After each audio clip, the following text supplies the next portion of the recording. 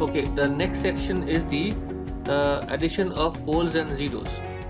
What we are going to do is that we have this forward transfer function GS, and here in the general system we are getting the total transfer function of the closed loop system. We are going to see what is the effect we can have if we add poles or zeros to the system. Now we can add poles and zeros in two different places. Either we can add the poles or zeros to the entire transfer function of the closed loop system, or we can add the poles or zeros on the GS itself, that is the the forward path transfer function. Every attempt of adding poles and zeros will have different effects, which is listed here. You can see the first point of addition of poles to the forward path transfer function. That means we are adding a pole to the forward path transfer function. That is, we already have a forward path transfer function as GS. We are changing the GS into a new GPFS, where this GS is divided by this factor S plus P, giving we are introducing an extra pole in the transfer function.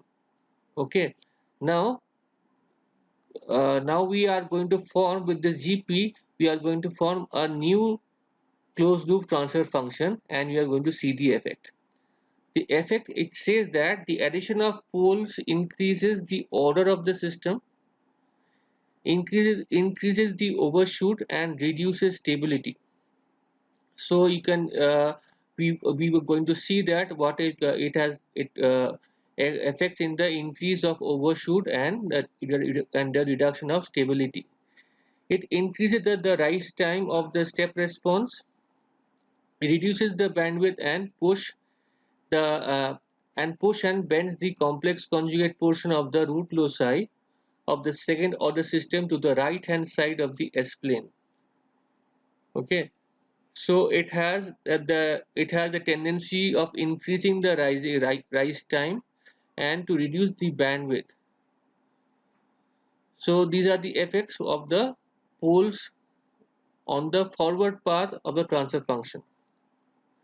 Next, we are going to check the effect of the poles of the addition of the poles to the closed loop transfer function.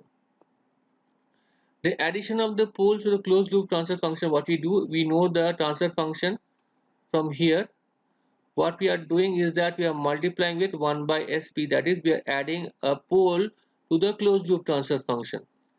Now what it happens, that addition of the pole to the closed loop transfer function increases the rise time and decreases the overshoot.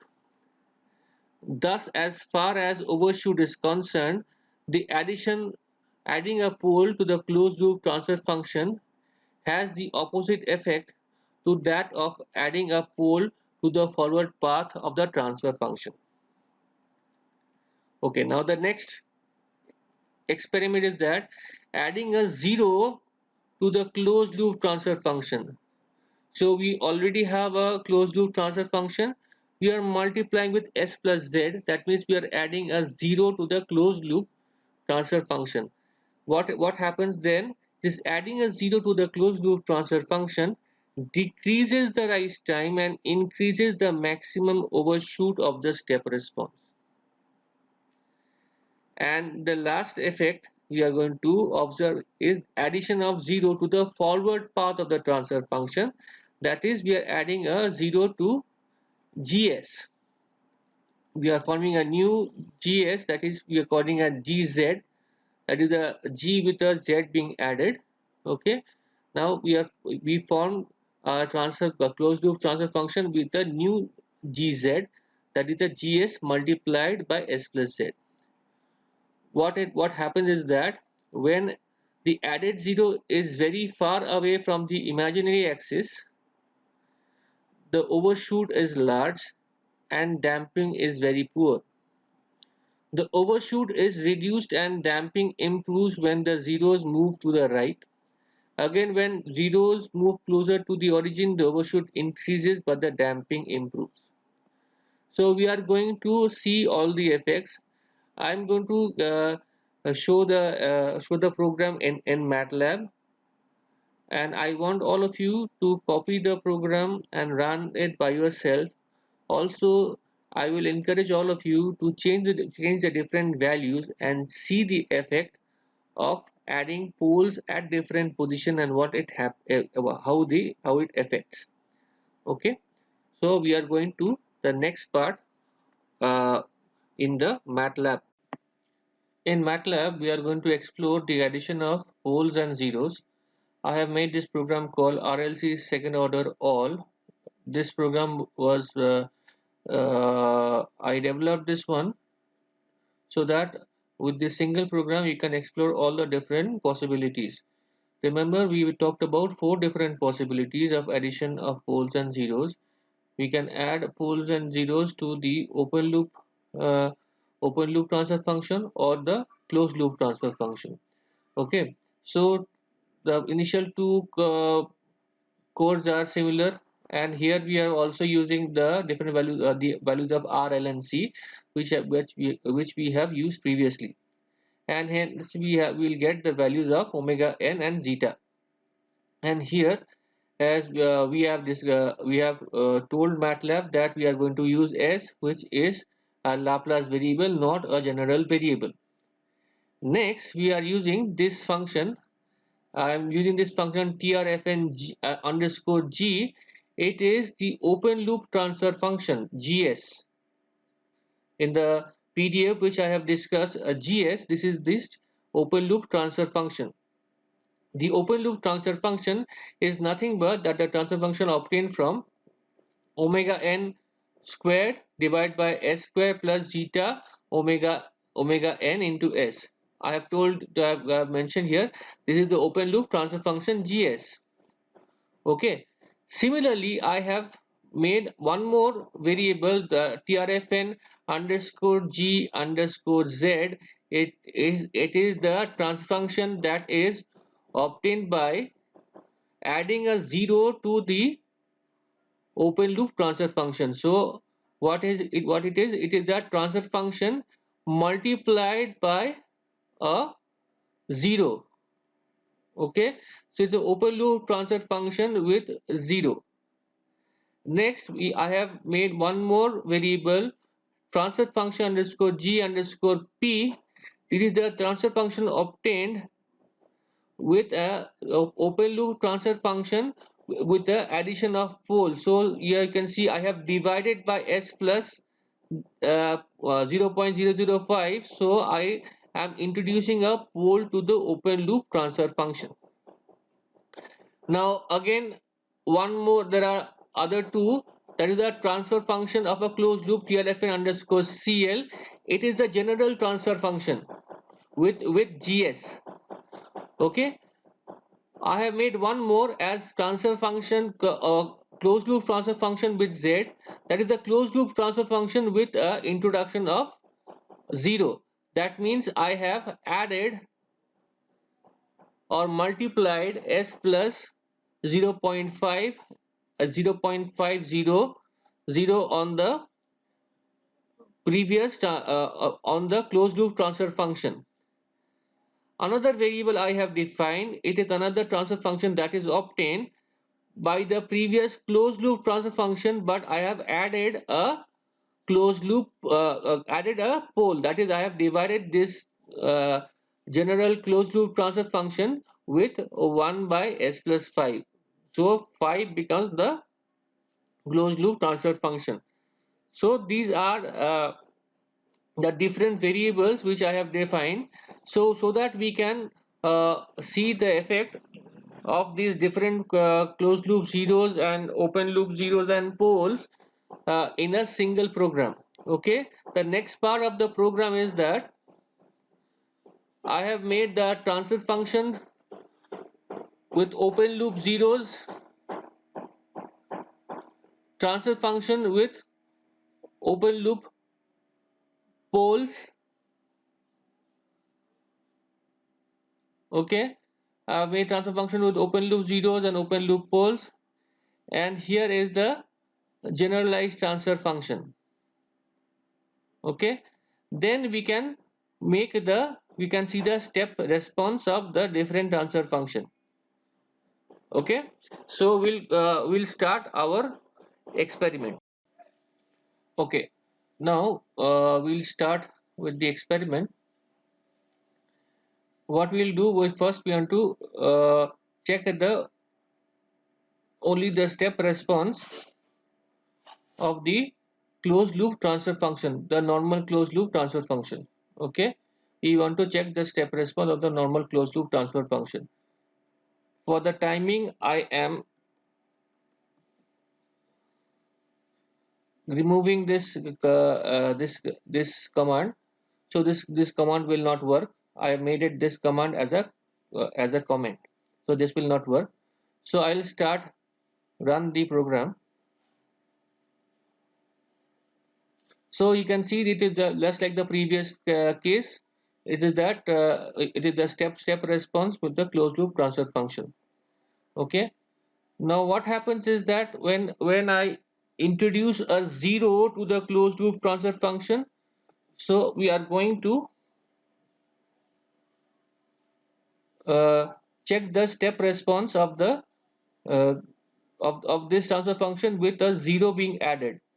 Okay, so this is this transfer function we are trying to find the step response.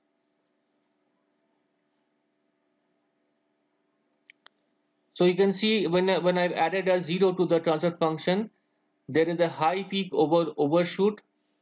Okay, and you can see the function settles to a zero.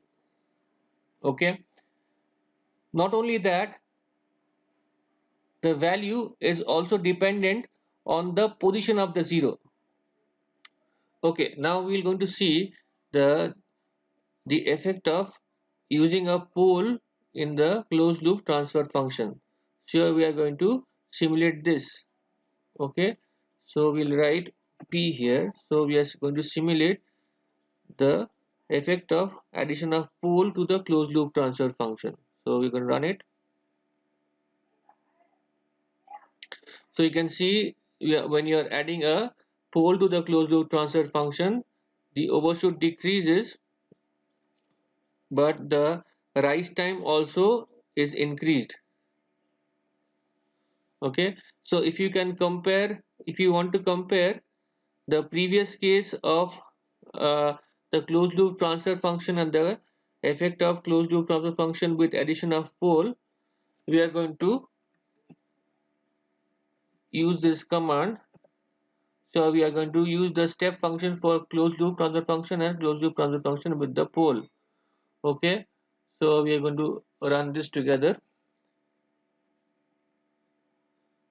So you can see this one settles. This is you if you press this, it will tell you the two different function. One is for the blue is for the closed loop transfer function, and the red is for the closed loop transfer function with the pole. So when you're using the pole, it slowly goes and settles to a lower value, where without the pole it jumps to 1 and settles there. If you want to see this how this looks, you have to zoom it. Okay, you click the zoom button, you right click, you go to horizontal zoom, and you drag horizontally, and it will show you. You see the previous, this is the closed loop transfer function without the pole. Since it takes in very small period of time, so it is not being seen when you are uh, when you check both of them together, because the other one is so slow. Okay,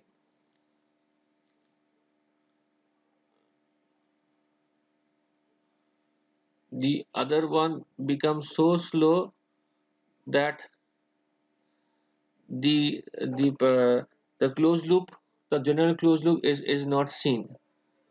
So you can see the addition of pole, it makes the it increases the rise time. Okay, so this is done.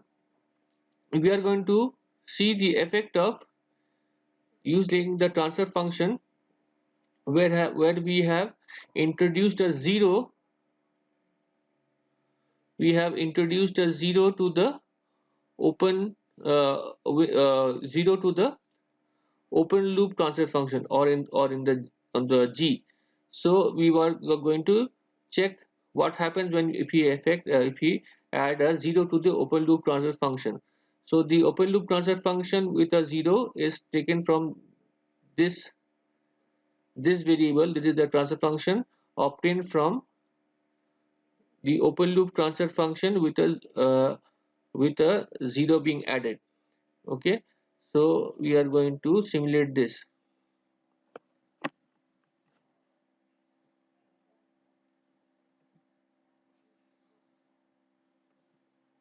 Okay, so we are simulating the step response of a transfer function with an open loop with a zero being added to the open loop transfer function. Okay, again, when the zero being added to open loop transfer function, it behaves similarly to the addition of pole to the closed loop transfer function, right? Again, if we add, we'll check the transfer function with open loop, yeah, where pole is added to the open loop transfer function. When we are going to check that.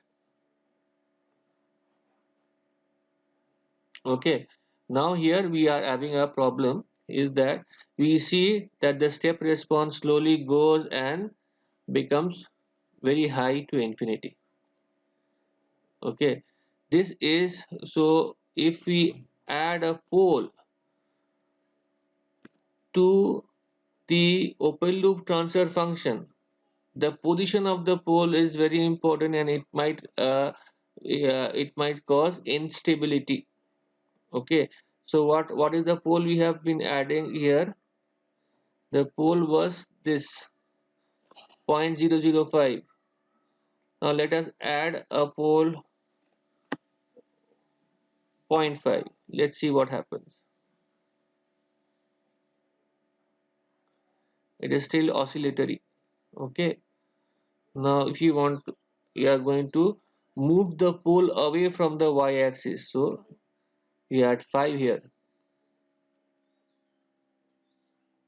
So you see it slowly, this is a it is creating a very high oscillation, but it slowly goes to a value of 1. It is still, it is almost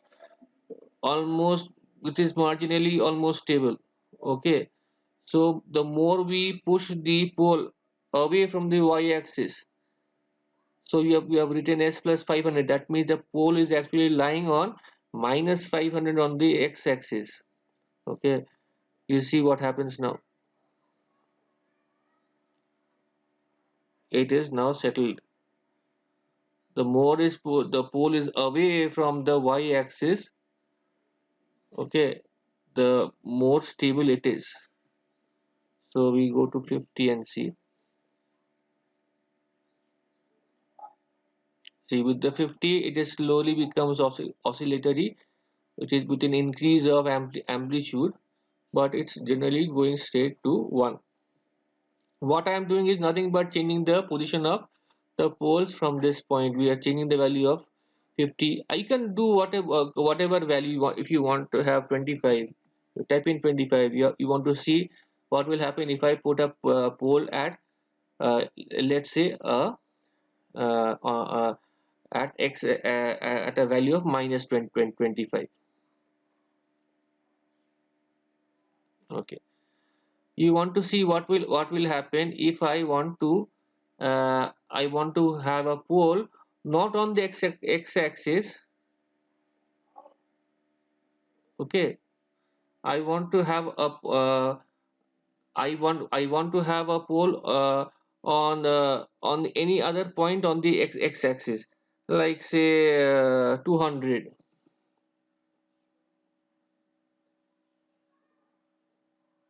Okay, Now I want to compare this. What is the compare this addition of pole to the general normal closed loop, the step response of the closed loop transfer function. So we are going to compare these two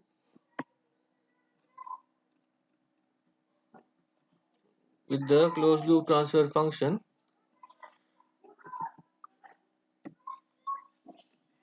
by, so we are comparing TRFN underscore CL. TRFN underscore CL is nothing but the generalized closed loop transfer function, and this is the closed loop transfer function with a pole being added to the open loop. Okay, so we are comparing these two. So you can see this is when you add a pole to the closed loop transfer function, you can see the settling, the rise time is also increased here. Okay, so let's say I want to add a pole at minus 2000. Let's see what happens.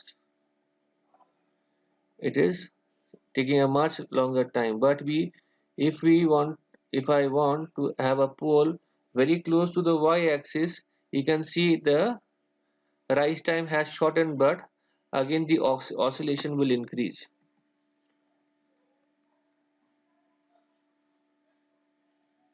So you can see the oscillation has increased and very high, because it is so dense of oscillation you cannot see it. In order to see it, you have to zoom in.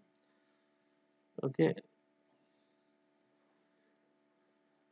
go to horizontal zoom and you have to zoom in.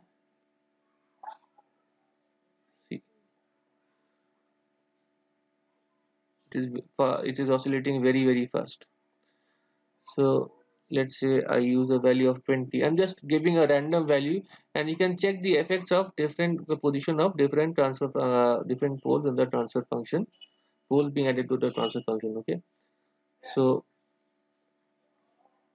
so you can see the blue one is the normal transfer function, and this is with the addition of pole. So the blue one is the normal transfer function, and the red one is the closed loop transfer function with the addition of pole. Okay, so this is the experiment. You can go on and adding different poles and different zeros to the transfer function, and you can compare.